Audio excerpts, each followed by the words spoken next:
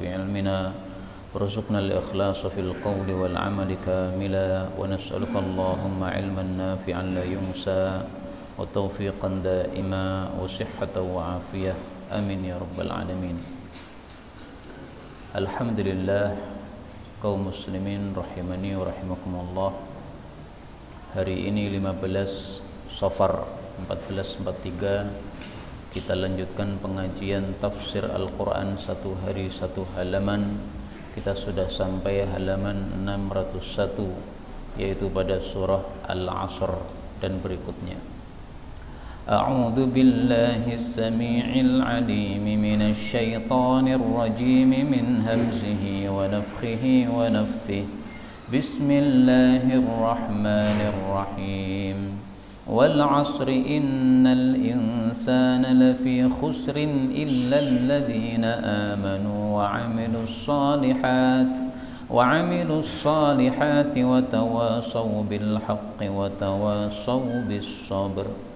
Bismillahirrahmanirrahim.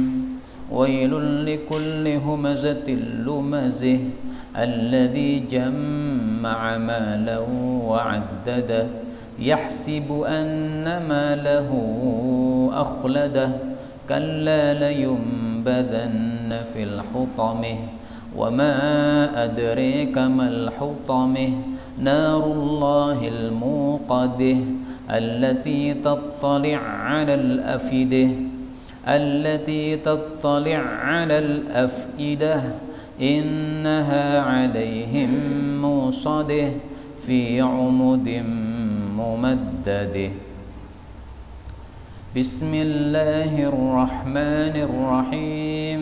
ألم تر كيف فعل ربك بأصحاب الفيل ألم يجعل كيدهم في تضليل وأرسل عليهم طيرا أبابيل ترميهم بحجارة من سجيل فجعلهم كعصف مأكول.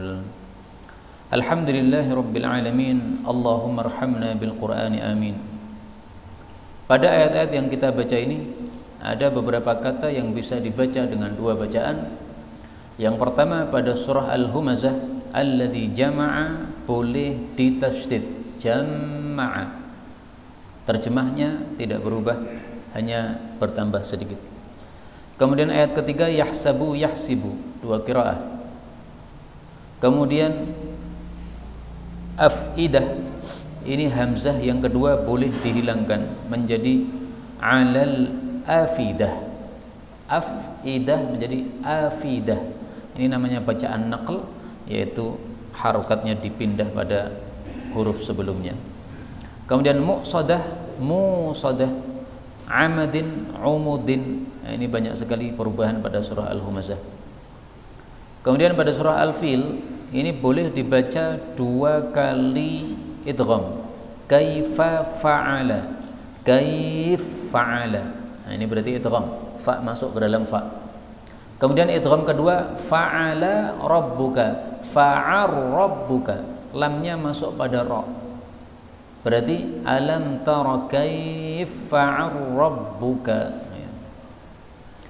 Baik, dan ini semuanya adalah qiraah mutawatirah yang sumbernya dari Sayyidina Rasulullah sallallahu alaihi wasallam. Kita boleh bebas membaca yang mana saja dari Nabi. Adapun tafsirnya secara ringkas, Allah mengatakan wal asri, demi masa atau demi waktu. Innal insana, sesungguhnya seluruh manusia, lafi khusrin, sungguh di dalam kerugian. Tapi ada pengecualian, illal ladzina, kecuali orang-orang yang amanu, beriman, wa amilus salihati, dan beramal saleh. Salah satu amal saleh adalah watawasau bil haqqi, saling berwasiat dengan kebenaran. Salah satu kebenaran adalah watawasau bis sabri, saling berwasiat dengan kesabaran. Kaum muslimin rahimani wa rahimakumullah, surat Al-Asr termasuk surat-surat yang terpendek dalam Quran karena hanya terdiri dari 3 ayat saja. Seperti Al-Kautsar, inna a'tainakal kautsar fasholli lirabbika wanhar inna syanaka huwal abtar. 3 ayat saja. Tapi meskipun sangat pendek, kata Imam Syafi'i, Andaikan Allah tidak menurunkan hujjah kepada manusia selain surat Wal Asr, ini sudah cukup. Sudah cukup sebagai nasihat. Karena dinasihati bahwasanya waktu ini kalau tidak digunakan sebaik-baiknya rugi, lafi khusrin. Maka andai tidak ada surat yang lain, Allah hanya turunkan surat ini untuk peringatan manusia, sudah cukup. Waktu harus digunakan sebaik-baiknya. Maka di sini Allah bersumpah demi masa, wal asri, demi masa. Masa itu apa? Masa adalah waktu yang terjadi padanya gerakan-gerakan manusia, baik itu gerakan kebaikan maupun gerakan keburukan. Kenapa Allah bersumpah dengan masa? Karena untuk menunjukkan pentingnya masa. Masa kalau tidak digunakan dengan sebaik-baiknya berarti lafi khusrin, berada dalam kerugian. Kenapa rugi? Karena semestinya kita bertambah pahala dengan adanya waktu, tapi justru tidak mendapat apa-apa atau tambah dosa dengan sebab waktu yang diberikan oleh Allah kepada kita. Rugi jadinya. Karena itulah para ulama mengatakan manistawa yaumahu fahuwa maghbun. Barang siapa yang 2 harinya sama saja, artinya tidak ada peningkatan, itu berarti orang tertipu, rugi. Semestinya hari berikutnya lebih baik daripada hari sebelumnya, atau tahun berikutnya ya usia lebih tua lagi lebih baik daripada usia-usia sebelumnya, supaya tidak termasuk orang-orang yang rugi. Kaum muslimin rahimani wa rahimakumullah, itulah tafsiran yang terkenal untuk wal asri, demi masa. Ada juga yang menafsirkan demi salat asar. Kenapa salat asar dijadikan sebagai sumpah? Karena salat asar adalah salat yang paling utama menurut mayoritas para ulama. Adapun dasarnya para ulama mengatakan salat asar adalah salat yang paling utama. Dasarnya kalam Allah dalam surah Al-Baqarah ayat 238. Hafidhu 'ala salawati was salatil wusta. Jagalah salat-salat 5 waktu, terutama salat wusta, salat yang terbagus, yaitu salat asar. Nah, ini dalilnya mayoritas para ulama. Tapi saya lebih suka mengartikan dengan tafsiran pertama ya, wal asri, demi masa. Kenapa? Karena setelah itu Allah mengatakan innal insana lafi khusrin, seluruh manusia dalam kerugian. Jadi kita diberi waktu oleh Allah Subhanahu wa taala. Kalau tidak termasuk orang-orang yang diperkecualikan pada ayat ketiga ini, berarti kita rugi karena waktunya tidak menambah apa-apa, tetapi waktunya justru mungkin menambah dosa atau menambah sia-sia.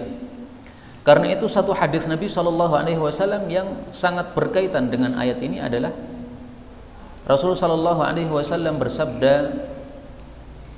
"Ma min sa'atin," tidak ada waktu, tamurru bibni Adam, yang melewati manusia di dunia, lam yadhkurillaha fiha, di mana waktu tersebut dia tidak menggunakannya untuk zikir kepada Allah, illa hasira 'alaiha, kecuali dia pasti akan menyesalinya dengan penyesalan yang dahsyat yaumal qiyamah, besok pada hari kiamat.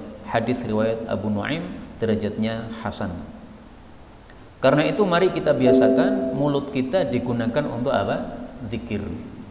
Begitu mulut tidak terpakai untuk bicara, maka kita gunakan untuk zikir. Dibiasakan seperti itu sampai menjadi otomatis. Pokoknya mulut tidak ngomong ya, meskipun itu di rumah, meskipun di luar rumah sama saja. Kalau kita lagi ngomong, silahkan ngomong ya, ngomong sama istri, ngomong sama anak, ngomong sama teman, gak ada masalah. Tapi begitu tidak ngomong, langsung berhenti untuk apa? Bergerak untuk berzikir kepada Allah Subhanahu wa taala.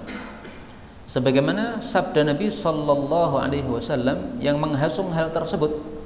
Innallaha ta'ala yaqul, Allah berkata, ana ma'a abdi, saya menyertai hambaku, ma dzakarani, selama dia zikir kepadaku, wa taharrakat bi syafatahu, dan kedua bibirnya bergerak-gerak mengingatku.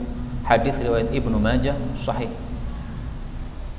Nah, ini kalau bibir kita sudah bisa otomatis begitu, ini sudah satu kelebihan, karena tidak semua orang bisa melakukan hal tersebut, yaitu bibirnya otomatis zikir saat tidak digunakan untuk berkata-kata. Makanya di sini Allah mengatakan yang tidak rugi hanyalah orang-orang yang amanu, beriman, wa amilus solihat, beramal soleh. Apa bedanya iman dengan amal soleh? Iman itu bil qulub, dengan hati. Amal soleh itu bil jawarih, dengan anggota tubuh kita. Karena itu ringkasnya, yang tidak rugi adalah yang menggunakan dohir dan batinnya untuk kebaikan. Batinnya untuk iman kepada Allah, dohirnya untuk amal saleh. Dan dari sini para ulama mengatakan berarti kewajiban kita di dunia cuma dua saja, iman sama amal saleh. Allah turunkan Quran, kewajiban kita kepada Quran hanya dua, satu iman, dua amal saleh. Karena isinya Quran juga hanya dua macam. Ada kalanya akhbar, berita, ada kalanya ahkam, hukum. Nah, kewajiban kita terhadap berita-berita Quran kita imani dalam hati. Kewajiban kita terhadap hukum-hukum Quran kita amalkan, amilus shalihat. Amal soleh adalah amal yang mendekatkan kita kepada Allah, amal yang menyebabkan kita dekat kepada Allah Subhanahu wa ta'ala. Apapun itu, sedekah amal soleh, sholat amal soleh, zakat amal soleh, puasa amal soleh, baca Quran amal soleh, apapun yang mendekatkan kepada Allah Subhanahu wa ta'ala.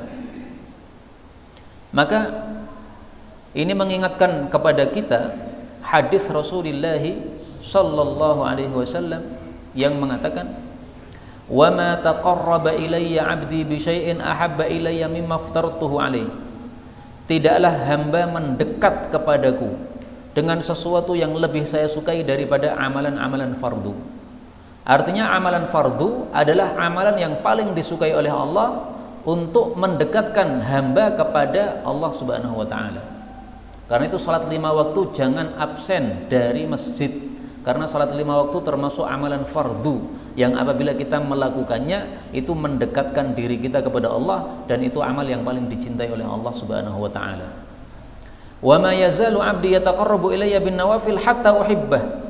Tidak henti-hentinya hambaku mendekatkan diri kepadaku dengan amal-amal sunnah sampai akhirnya saya mencintai dirinya. Hadis riwayat Bukhari dari Abu Hurairah sahih. Nah, maka jangan tinggalkan salat-salat sunnah. Sebelum salat wajib salat sunnah, setelah salat wajib salat sunnah, sebelum keluar rumah salat sunnah, setelah keluar rumah, masuk rumah lagi juga salat sunnah. Kemarin ada yang bertanya, kalau saya masuk rumah atau keluar rumah pada waktu yang terlarang salat, misalnya ba'da subuh atau ba'da asar, boleh tidak salat sunnah tersebut? Nah, maka saya jawab, kalau menurut mayoritas para ulama, salat sunnah di waktu terlarang tidak boleh. Jadi keluar rumah sebelum subuh, ba'da subuh atau ba'da asar, tidak usah salat sunnah. Tetapi kalau menurut madhab Syafi'i, apabila salat sunnah itu mempunyai sebab dan sebabnya muncul sebelum salat, maka boleh salat sunnah itu dilakukan. Kita mau keluar rumah, keluarnya kapan? Keluarnya setelah salat kan? Berarti tidak boleh. Kita mau masuk rumah, masuk rumahnya kapan? Sebelum salat kan? Berarti boleh. Menurut teori apa? Madhab Syafi'i. Kalau ada sebab yang muncul sebelum salat, maka salat itu boleh dilakukan meskipun di waktu terlarang. Ba'da subuh kita mau keluar rumah, nah, keluarnya berarti setelah salat, berarti nggak boleh karena sebabnya muncul setelah salat. Tetapi disunahkan juga kita salat sunnah setelah masuk rumah. Nah, berarti masuk rumah ini dilakukan sebelum salat, berarti boleh salat sunnah masuk rumah di waktu-waktu terlarang. Wallahu a'lam bishawab. Dan ini sekaligus sebagai ralat bagi jawaban saya yang sebelumnya. Baik, kemudian di sini Allah Subhanahu wa taala mengatakan wa tawasau bil haqqi, mereka saling berwasiat dengan kebenaran, wa tawasau bis sabri, saling berwasiat dengan kesabaran. Pengajian seperti ini termasuk tawasau bil haqqi wa tawasau bis sabr. Maka alhamdulillah kita hadir di majelis seperti ini termasuk yang tidak rugi. Adapun kalau ba'da maghrib kemudian kita pulang ke rumah, habis itu nyetel televisi, isinya nyanyian, musik, itu termasuk fi khusrin, rugi itu. Kenapa? Karena musik itu menurut mayoritas, menurut kesepakatan ulama salaf, hukumnya adalah haram. Salaf itu sahabat, tabi'in, tabi'un tabi'in, 3 generasi. Ini salaf namanya. Kesepakatan ulama salaf, musik hukumnya apa? Haram. Adapun yang mengatakan musik halal itu adalah ulama yang muncul setelah selesainya generasi salaf. Baru ada pendapat membolehkan musik. Karena itu nggak usah bermusik. Karena menurut mayoritas ijma' atau kesepakatan ulama salaf adalah haram. Kecuali rebana. Ya, kalau rebana maka diperbolehkan menurut hadis-hadis yang sahih. Apa yang dimaksud bil haqqi, saling berwasiat dengan kebenaran? Ibnu Katsir mengatakan maksudnya adalah saling berwasiat untuk melakukan ketaatan-ketaatan kepada Allah dan meninggalkan keharaman-keharaman Allah Subhanahu wa taala. Itu yang dimaksud al-haq atau kebenaran. Karena itu as-sabr, sabar ini termasuk kebenaran. Karena sabar itu perintah Allah, berarti kita melakukan ketaatan kepada Allah Subhanahu wa taala. Nah, kalau begitu kenapa sabar disebutkan secara khusus padahal sudah termasuk al-haq? Disebutkan secara khusus itu menunjukkan sabar sangat penting sekali. Karena itu Rasulullah sallallahu alaihi wasallam bersabda sebagaimana diriwayatkan oleh Al-Imam Al-Bukhari bahkan muttafaqun alaih, "Wa ma u'tiya," dan tidaklah diberi ahadun seorang pun ata'an satu pemberian khairan wa awsa'a minas sabri, satu pemberian yang lebih baik dan lebih luas daripada sabar. Hadis muttafaqun alaih. Apalagi dalam masa akhir zaman seperti masa kita ini kita perlu sabar. Karena sabar ini mencakup 3 macam sabar. Sabar terhadap maksiat, sabar di dalam melakukan ketaatan, dan juga sabar terhadap bencana yang diberikan oleh Allah Subhanahu wa taala. Mudah-mudahan semua kita diberi oleh Allah Subhanahu wa taala kesabaran yang sempurna sehingga kita termasuk orang-orang yang tidak merugi. Amin ya rabbal alamin. Kita lanjutkan tafsir surah Al-Humazah. Allah mengatakan wailun, binasa, likulli, bagi setiap humazatin, tukang mencela, lumazatin, tukang mengejek. Ayat ini menunjukkan haramnya mencela atau mengejek, karena itu termasuk kezaliman dan itu termasuk kesombongan. Adanya orang yang mengejek orang lain itu kan karena merasa dirinya lebih daripada orang lain tersebut. Ini berarti apa? Meremehkan. Sementara meremehkan orang itu termasuk kesombongan. Sebagaimana sabda Nabi SAW, al-kibru, sombong itu adalah man bataral haqqa, orang yang menolak kebenaran, wa ghamatan nasa, dan meremehkan manusia. Hadis riwayat Abu Dawud sahih. Rasulullah SAW juga bersabda, bihasbi mri'in minasyarri, cukuplah seseorang itu jelek, ayyah kira akhahul muslim, kalau dia itu meremehkan saudaranya sesama muslim. Hadis riwayat Abu Dawud sahih. Maka mencaci, mencela ini termasuk kesombongan, dan kesombongan termasuk dosa besar. Na'udzubillahi min syarri dzalik. Apa bedanya humazah dengan lumazah? Sama-sama artinya mengejek atau mencela. Humazah itu adalah mencela dengan ucapan. Adapun lumazah itu mencela atau mengejek dengan perbuatan. Misalnya dengan pandangan mata. Ada orang lewat, jenggotnya panjang, nah kemudian menoleh kepada temannya dengan mengerdipkan mata, ya, mengejek orang yang lewat ini karena jenggotnya panjang, dianggap seperti kambing misalnya. Nah, ini berarti lumazah, itu diancam wail, binasa. Kenapa binasa? Karena masuk ke dalam neraka. Sebagian ulama mengartikan wailun adalah nama lembah di neraka. Itu ada hadisnya meskipun diperselisihkan derajatnya oleh para ulama. Wailun wadin fi jahannam, wailun adalah lembah di dalam jahannam, yahwi fihil kafir arba'ina kharifan, orang kafir masuk dalamnya selama 40 tahun, qabla ayyablugha qa'rah, sebelum sampai ke bagian dasarnya. Hadis riwayat Tirmidzi. Kata Syekh Albani dhaif, tapi disahihkan oleh Ibnu Hibban dan Hakim dan Dhahabi. Jadi diperselisihkan kesahihannya. Kemudian Allah menjelaskan siapa itu yang tukang mengejek itu. Allah mengatakan alladzi, orang yang jama'a, mengumpul-ngumpulkan. Kalau dibaca jama'a, mengumpulkan. Tapi kalau jama'a, mengumpul-ngumpulkan, malan, harta, wa'addadahu, dan menghitung-hitungnya. Jadi tambahan tasydid itu menunjukkan makna yang lebih dahsyat. Jama'a, kumpulkan, jama'a, kumpul-kumpulkan. Ini sifatnya orang kafir ini. suka mengumpul-ngumpulkan harta, tidak pernah dikeluarkan, tidak mau zakat.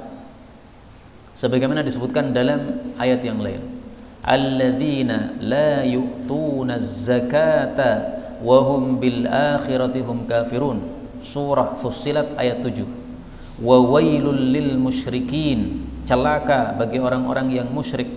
Alladzina la yu'tuna zakah, yang tidak pernah mengeluarkan zakat. Wahum bil akhirati hum kafirun, karena memang mereka kafir kepada hari akhir.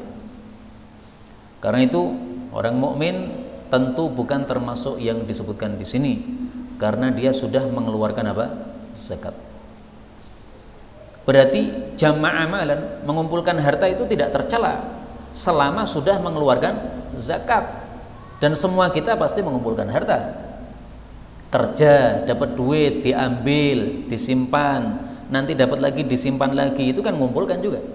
Nah, tapi tidak semua mengumpulkan itu tercela. Yang tercela adalah mengumpulkan yang melanggar aturan. Mengumpulkan tidak keluarkan zakat, ini melanggar aturan. Ini yang dicela oleh Allah Subhanahu wa taala. Tapi memang lebih bagus apa yang dilakukan oleh Rasulullah sallallahu alaihi wasallam, yang tidak pernah sama sekali menyimpan. Tidak pernah apa? Menyimpan.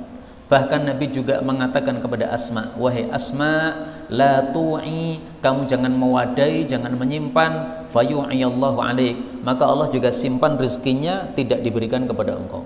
Tapi begitu engkau memberikan, maka Allah akan berikan juga, berikan ganti juga. Ini Asma dinasihati oleh Nabi SAW seperti ini. Makanya Asma itu enggak pernah nyimpen. Setiap ada uang masuk ke dalam kantong dia, disimpan tapi untuk diberikan, bukan disimpan untuk dirinya sendiri. Kenapa disimpan dulu? Karena dia pengennya memberikan itu dalam kondisi agak besar, baru kemudian diberikan. Beda lagi Aisyah, setiap kali ada uang masuk langsung dikeluarkan, masuk dikeluarkan, masuk dikeluarkan, sehingga nggak tersisa. Maka terkenal dalam sejarah Aisyah itu ketika mendapatkan gajian dari khalifah, karena setiap bulan diberi gaji oleh khalifah, para istri-istri Nabi ini. Nah, setiap bulan mendapatkan gaji, begitu mendapatkan gaji langsung dibagi-bagi. Begitu dibagi-bagi, pada waktu malamnya mau buka puasa, tidak ada makanan yang dimakan. Kenapa? Tidak ada beras, tidak ada nasi di dalam rumahnya, dan uang untuk membeli nasi juga sudah habis. Subhanallah. Ini orang-orang yang tingkatnya sudah tinggi kayak begitu. Kalau kita nggak usah nantang-nantang gitulah. Yang penting apa? Tidak menyimpan sampai melampaui batas. Menyimpan tapi harus paham ini sudah mencapai nisab atau tidak. Mencapai nisab wajib dizakati, zakati. Kalau tidak dizakati, dosa itu wailun, itu binasa. Orang kafir itu yahsibu, dia menyangka annama lahu, bahwasanya hartanya akhladahu, mengekalkan dia. Jadi maksudnya orang kafir kenapa mengumpulkan harta? Tidak pernah mengeluarkan untuk zakat. Karena mereka mengira mengumpulkan harta menyebabkan hidup di dunia kekal, padahal tidak ada kekal. Karena itu Allah mengatakan kalla, sekali-kali tidak. Maksudnya tidak seperti yang kamu sangkakan. Layum badanna, sungguh betul-betul dia akan dicampakkan atau dilemparkan fil hutamah, di dalam hutamah. Hutamah itu nama neraka. Wa ma adraka, dan apa yang memberitahu kamu wahai Nabi Muhammad sallallahu alaihi wasallam, atau wahai orang yang membaca Al-Qur'an, mal hutamah, apa itu al-hutamah? Jadi hutamah itu nama neraka, artinya apa? Meremukkan. Disebut hutamah karena setiap orang yang dimasukkan dalam neraka akan remuk, dihancurkan oleh api neraka. Maka disebut hutamah. Karena itu na'udzubillahi min syarri dzalik, kita jangan sampai masuk ke dalam neraka meskipun hanya semenit saja. Na'udzubillahi min syarri dzalik. Mudah-mudahan semua kita diampuni dosanya oleh Allah sehingga masuk jannah tanpa hisab, tanpa azab. Amin ya rabbal alamin. Kemudian seperti biasa, kalau ada wama adraka, pasti ada jawabannya. Maka Allah menjawab, neraka hutamah adalah narullahi, apinya Allah, al-muqadah, yang dinyalakan. Kenapa disebut apinya Allah? Bukankah api yang ada di dunia ini juga apinya Allah? Karena Allah yang menciptakan. Nah, sesuatu yang dinisbatkan kepada Allah itu untuk pengagungan, untuk pembesaran. Jadi ini maksudnya bukan api biasa, ini api yang besar sehingga dinisbatkan kepada Allah Subhanahu wa taala. Karena itu mari kita baca hadis Nabi tentang api neraka, bagaimana panasnya. Rasul sallallahu alaihi wasallam bersabda, "Narukum hadhihi allati tuqidu banu Adam." Api kalian yang kalian nyalakan di dunia ini juz'un min sab'ina juz'an. Itu satu bagian dari 70 bagian dari neraka jahanam. Maka para sahabat berkata, "Ya Rasulullah, sungguh panas api dunia sudah cukup. Bagaimana lagi kalau panasnya dilipat gandakan 70 kali?" Maka Rasulullah bersabda, "Sungguh api neraka itu dilipat gandakan 69 kali semisal panasnya api dunia." Hadis riwayat muttafaqun alaih, sahih pada peringkat yang pertama. Allah mengatakan al-muqadah, api itu dinyalakan. Nah, bagaimana penyalaannya?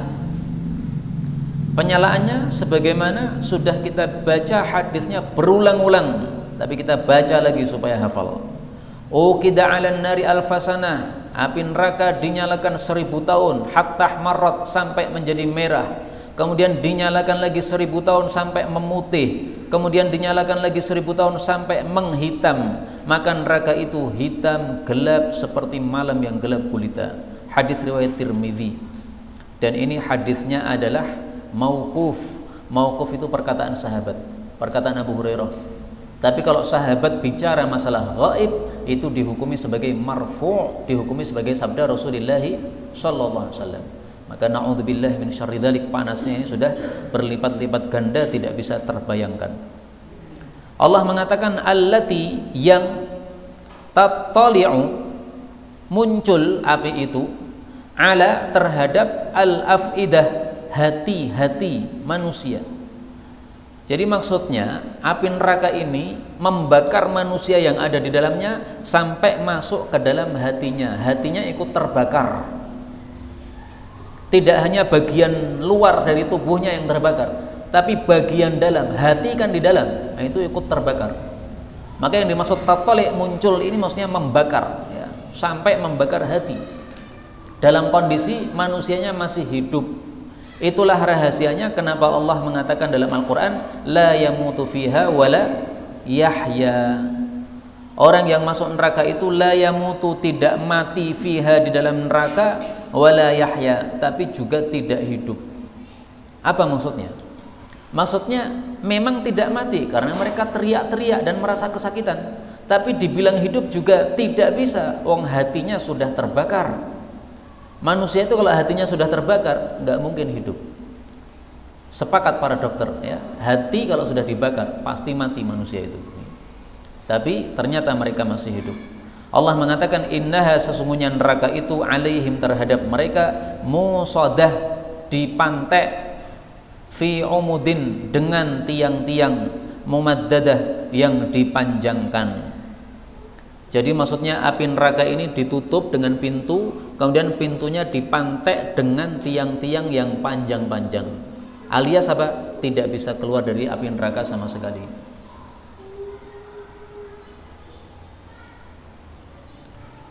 Dalam Al-Quran disebutkan bagaimana kondisi orang-orang yang ada di neraka karena mereka sudah lama di neraka. Mereka mengatakan sebagaimana disebutkan pada surah Ibrahim ayat 21, sawa'un alaina, sama saja kami ini ahli neraka, ajazi'na am sabarna, apakah kami berkeluh kesah atau kami bersabar di neraka, malana mim mahis, kami tidak bisa lari dari neraka. Nah, ini dalam riwayat-riwayat tafsir disebutkan mereka mencoba berkeluh kesah selama 1000 tahun lamanya. Coba kita berkeluh kesah, barangkali Allah akan mengeluarkan kita dari neraka. Nyoba 1000 tahun berkeluh kesah, teriak-teriak, ternyata Allah tidak peduli. Maka mereka nyoba lagi, mari kita coba bersabar 1000 tahun, diam, disiksa oleh Allah, diam, tidak usah berteriak-teriak, barangkali Allah mengeluarkan kita. Ternyata 1000 tahun dicoba, Allah nggak peduli. Akhirnya mereka mengatakan kalimat ini, sama saja kita sudah 1000 tahun berkeluh kesah dan kita sudah sabar 1000 tahun, Allah tidak menggubris kita. Na'udzubillahi min syarri dzalik. Allahumma ajirna minan nar, Allahumma ajirna minan nar, Allahumma ajirna minan nar. Amin ya rabbal alamin. Kita lanjutkan surah Al-Fil. Allah mengatakan, alam tara, belumkah kamu mengetahui wahai Rasulullah atau wahai orang yang membaca Al-Quran, kaifa, bagaimana, fa'ala, telah berbuat, rabbuka, Rabbmu, yaitu Allah, bi ashabil fil, terhadap pasukan-pasukan gajah.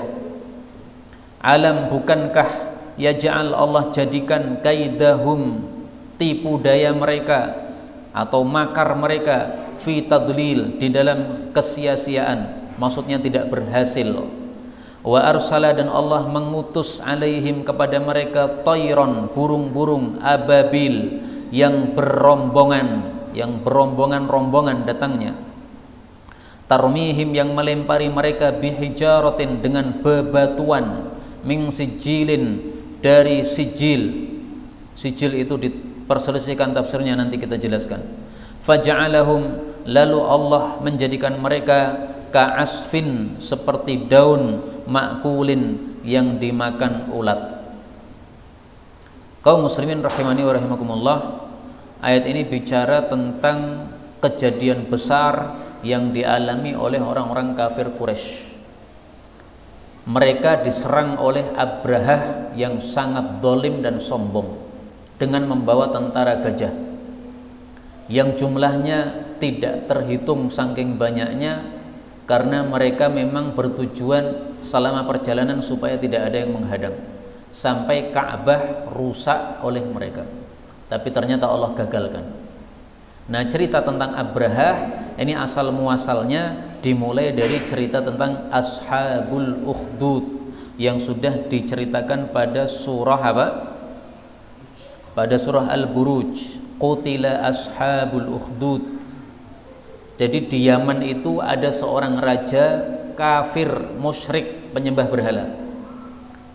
Dia membakari orang-orang Nasrani yang mengikuti kitab Injil.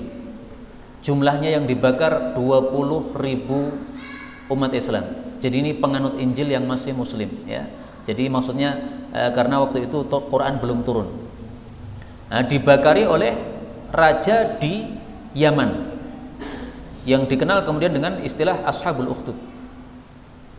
Dari 20.000 muslim yang dibakar ini, yang selamat hanya satu orang, yaitu Daus. Daus ini kemudian lari menyelamatkan diri, minta tolong kepada Kaisar Romawi. Maka Kaisar Romawi nulis surat kepada Raja Najasyi Ethiopia, karena Najasyi Ethiopia lebih dekat ke Yaman daripada Romawi. Tolong dikirim pasukan untuk menghancurkan ini raja zalim ini. Raja zalimnya namanya Dzunwas. Maka akhirnya Raja Ethiopia Najasyi mengirim dua pemimpin, yang satu namanya Aryab, yang satu namanya Abrohah, terkenal pemimpin yang sangat ganas dalam peperangan, membawa tentara yang sangat banyak. Maka setelah sampai ke Yaman, Yaman dirusak oleh dua panglima ini. Akhirnya Dzunwas kemudian lari keluar dari Yaman dan dia mati tenggelam di lautan. Nah, setelah itu Yaman dikuasai oleh dua panglima ini, Abrohah sama Aryab. Yang namanya panglima kalau dua orang pasti ada gesekan, mestinya satu orang saja nih. Nah, maka gesekan antara Aryab dengan Abrohah. Akhirnya dua pasukan ini hampir berperang. Maka salah satunya mengatakan, sudah, nggak usah kita ikutkan tentara nggak punya salah apa-apa. Kita gini aja lah, kita duel berdua. Yang menang nanti yang berkuasa untuk negara Yaman. Nah, akhirnya disepakati, Aryab sama Abrahah duel. Abrahah yang menang, Aryab mati. Akhirnya Abrahah menjadi raja Yaman. Nah, mendengar cerita ini, Najasyi yang mengirim Abrahah marah kepada Abrahah.